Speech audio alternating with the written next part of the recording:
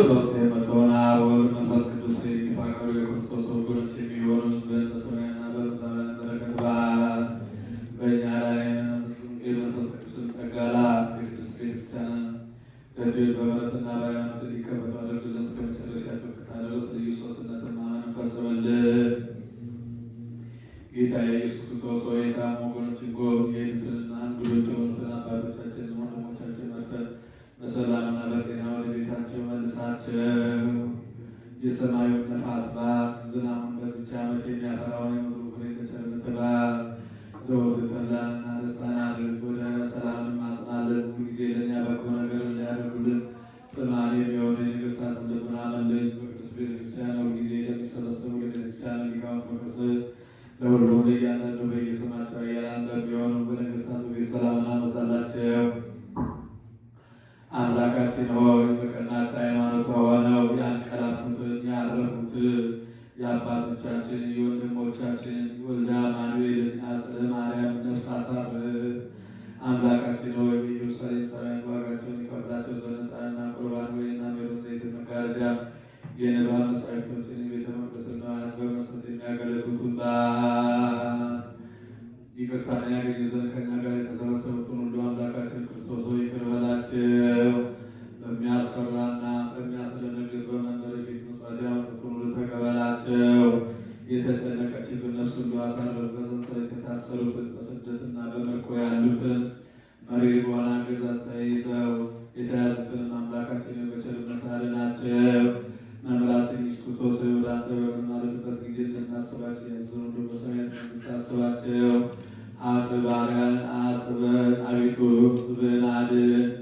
ርስትህን ባርክ፣ እስከ ዘላለሙ ጠብቃቸው፣ ከፍ ከፍ አድርጋቸው።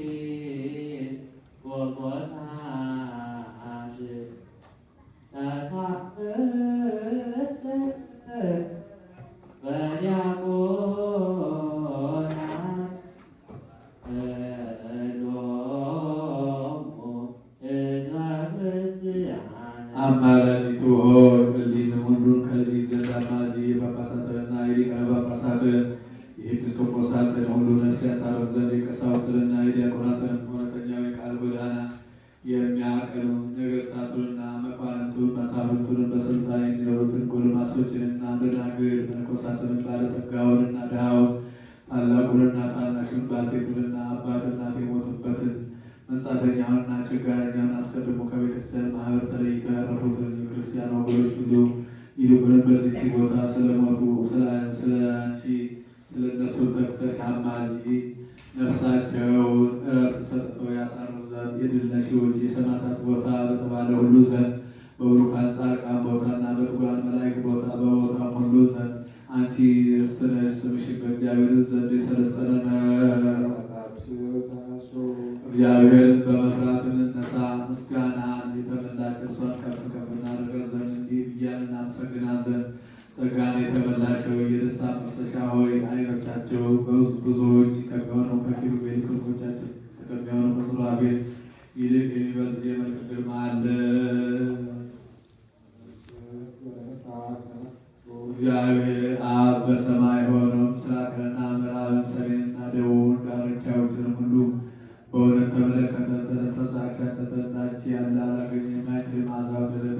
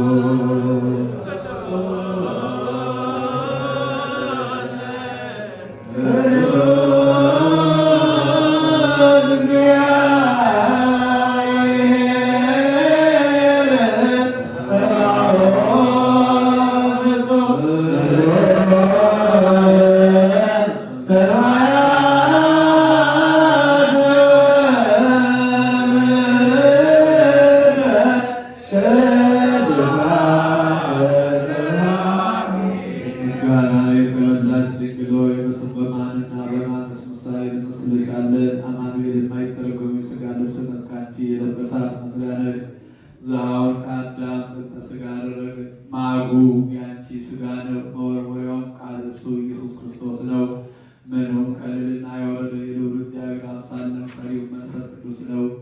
ወዮ! ይህ ነገር ድንቅ ነው። የቀደሙ አባቶች ከሞት ወደ ሕይወት የተሸጋገሩ ድልድይ ሆይ ከምድር እስከ ሰማይ የምትደርሺ መሰላል ሆይ የፍጥረት ሁሉ መጀመሪያ በአንቺ ታደሰ። ከገነት በተሰደደ ጊዜ አዳም ተስፋው አንቺ ነሽ። በግፍ የተገደለ ያቤል ዋህዱ አንቺ ነሽ። የሴት ቸርነት አንቺ ነሽ። የሄኖክም ሰራዊቱ ከክፉ ጥፋት የዳነባት የኖኅ መርከብ የሴት ቡራኬው ድል ፈጽመውም አንቺ ነሽ። የአብርሃም እንግድነት የይስሐቅም መዓዛ ያዕቆብም መሰላል አንቺ ነሽ።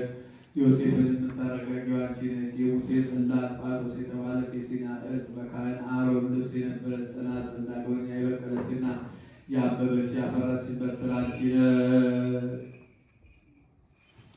የኢያሱ የምስክሩ ሐውልት የጊዴዎን ጸብር የሳሙኤል የሽቱ ሙዳይ የዘይት ቀንድ አንቺ ነሽ።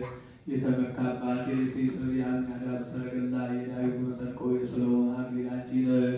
የታጠረች ተክል የተዘጋጀው የውሃ ጉድጓድ አንቺ ነሽ። የኤልያስ የወርቅ መሶብ የኤልሳዕ ጋን አንቺ ነሽ። ኢሳይያስ ጽንስን ከድንግልና ጋር የተናገረልሽ ዳንኤልን ያለ ሩካቤ መውለድን የተናገረልሽ አንቺ ነሽ። ፋራን የምትባል የዕንባቆም ተራራ የተዘጋች የሕዝቅኤል ምስራቅ የቤተልሔም ሕግ መውጫ ኤፍራታ የምትባል ምድር አንቺ ነሽ። የሲኖዲስ ዕፀ ሕይወት የናሆምን ቁስል የምታድን የዘካርያስ ደስታው የሚልኪያስ አዳራሽ አንቺ ነሽ። ድንግል ሆይ የነቢያት ትንቢት ምሳሌ የሐዋርያት ሞገሳቸው የሰማዕታት እናታቸው የመላእክት ተራቸው አንቺ ነሽ። በመዓልትና በሌሊት በበሮቿ ደጅ የሚጸኑ የጎልማሶችና የደናግል የመነኮሳት መመኪያቸው አንቺ ነሽ። ድንግል ሆይ በኃጢአት ፍትወት የተጸነስሽ አይደለም በሕግ በሆነ ሩካቤ ከሐና ከኢያቄም ተወለድሽ እንጂ። ድንግል ሆይ አንገታቸውን እንደሚያገፉ እንደ ዕብራውያን ሴቶች ልጆች በዋዛ ያደግሽ አይደለም በንጽሕና በቅድስና በቤተ መቅደስ ኖርሽ እንጂ። ድንግል ሆይ ምድራዊ ርስትን የተመገብሽ አይደለሽም ከሰማየ ሰማያት የበሰለ ሰማያዊ ርስትን ነው እንጂ። ድንግል ሆይ ምድራዊ መጠጥን የጠጣሽ አይደለሽም ከሰማየ ሰማያት የተቀዳ ሰማያዊ መጠጥን ነው እንጂ። ድንግል ሆይ ከአንቺ አስቀድሞ ከአንቺም በኋላ እንዳሉ ሴቶች እልፍ የምታውቂ አይደለሽም በንጽሕና በቅድስና ያጌጥሽ ነሽ እንጂ። ድንግል ሆይ የሚያታልሉ ጎልማሶች ያረጋጉሽ አይደለሽም የሰማይ መላእክት ጎበኙሽ እንጂ። እንደተነገረ ካህናትና የካህናት አለቆች አመሰግኑሽ እንጂ። ድንግል ሆይ ለዮሴፍ የታጨሽ ለመገናኘት አይደለም ሲሆኑ ሊጠብቅሽ ነው እንጂ። እንዲሁም ስለሆነ እርሱ ኩሩ እግዚአብሔር አብ ጽንስሽን ባየ ጊዜ ስሙ ገብርኤል የሚባል ብርሃናዊ መልአኩን ወደ አንቺ ላከ። መንፈስ ቅዱስ በላይሽ ይመጣል፣ የልዑል ኃይል ይጋርድሻል አለ። ከአባቱ አጠገብ ሳይለይ ቃል ወደ አንቺ መጣ። ሳይወሰን ጸነስሽው፣ በላይሽ ሳይጎድል በታችም ሳይጨመር በማኅፀንሽ ተወሰነ። መመርመርና መመርመር የሌለበት እሳተ መለኮት በሆድሽ አደረ። በምድራዊ እሳትን መስለው ዘንድ አይገባም። ለእሳትስ መጠን አለው ልክም አለው። መለኮት ግን ይህን ያህላል ይህን ይመስላል ሊባል አይቻልም። ለመለኮት እንደ ፀሐይና እንደ ጨረቃ ክበብ እንደ ሰው መጠን ያለው አይደለም፣ ድንቅ ነው እንጂ። የሰው ሕሊና የመላእክት አእምሮ በማይደርስበት በአርያም የሚኖር ነው እንጂ። ለመለኮት ወርድና ቁመት ላይና ታች የግራና ቀኝና ግራ ያለው አይደለም፣ በሁሉ የመላ ነው እንጂ። ለመለኮት የሚዘረጋበት የሚሰበሰብበት ያለው አይደለም፣ ግዛቱ በሀገር ሁሉ ነው እንጂ። ለመለኮት በላይ ጠፈር በታችን መሰረት ያለው አይደለም፣ ጠፈሩ እርሱ ነው መሰረቱ እርሱ ነው እንጂ። ለመለኮት ከምድር ከውስጧ የሆነውን ያነሳ ዘንድ ማጎልበት ስራ ዝቅ ማድረግ ያለበት አይደለም። ለጴጥሮስ እንዳሳየው ሁሉ በእጁ የተያዘ ነው እንጂ። ለመለኮት በሚታይ ገንዘብ በሚወሰን ገንዘብ ደረትና ፊት የኋላ ጀርባ ያለው አይደለም፣ በነደ እሳት የተሸፈነ ነው እንጂ። ነደ እሳት ግን እሱ ነው። መለኮትስ ንጹሕና ጽሩይ ብሩህ ነው። የላከ አብን ባንዋሩ አባት እንደሆነ እናምናለን። የተላከ ወልድንም ባንዋሩ ወልድ እንደሆነ እናምናለን። ማኅየዊ መንፈስ ቅዱስን ባንዋሩ መንፈስ ቅዱስ እንደሆነ እናምናለን። ሦስቱ ስም አንዱ እግዚአብሔር ነው። አብርሃም ከይስሐቅ እንደሚበልጥ ይስሐቅም ከያዕቆብ እንደሚበልጥ አይደለም። ለመለኮት እንዲህ አይደለም። አብ ከልጁ አይበልጥም፣ ወልድም ከመንፈስ ቅዱስ አይበልጥም። መንፈስ ቅዱስም ከወልድ አያንስም፣ ወልድም ከአባቱ አያንስም። አብርሃም በፍጥረት ሥርዓት ይስሐቅን እንደሚያዘው ይስሐቅም ያዕቆብን እንደሚያዘው አይደለም። ለመለኮት እንዲህ አይደለም። አባት በመሆን አብ ልጁን አያዘውም፣ ወልድ ልጅ በመሆን አይበልጥም። መንፈስ ቅዱስም ትክክል ነው። መለኮት ግን አብ